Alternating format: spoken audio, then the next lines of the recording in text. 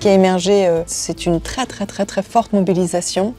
Beaucoup de personnes dans les rues, dans les grandes villes évidemment, à Téhéran, la capitale, et vraiment tout l'Iran qui connaît ce mouvement de contestation. On voit que malgré la répression qui est extrêmement forte contre les manifestants, les Iraniens continuent à descendre dans la rue pour demander la fin du régime de la République islamique. Ce mouvement de contestation, qui est un mouvement que certains définissent comme pré-révolutionnaire, avec des similitudes avec la révolution islamique de 1979, est en fait la somme de tous les autres mouvements de contestation. On ne va pas remonter au tout premier mouvement de contestation, mais au moins 2017, 2018-2019, 2020, 2022, 2023, donc des manifestations qui à chaque fois ont eu un déclencheur différent, mais qui très rapidement se sont muées en manifestations contre la République islamique, avec des slogans très forts comme « À mort le dictateur »,« Liberté, liberté, liberté ».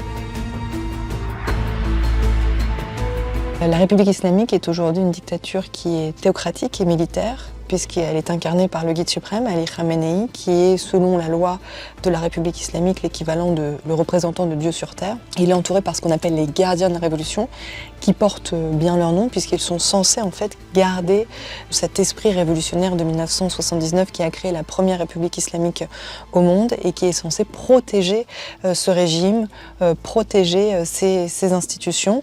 Donc c'est un régime qui s'est enraciné vraiment dans le sol depuis 48 ans bientôt, et la chute de ce régime peut être très longue, la répression à chaque fois qu'il y a des mouvements de contestation est si forte que ça témoigne de la peur de ce régime, de la fragilité de ce régime, et donc la répression est la seule façon qu'ils ont de pouvoir se maintenir en place aujourd'hui.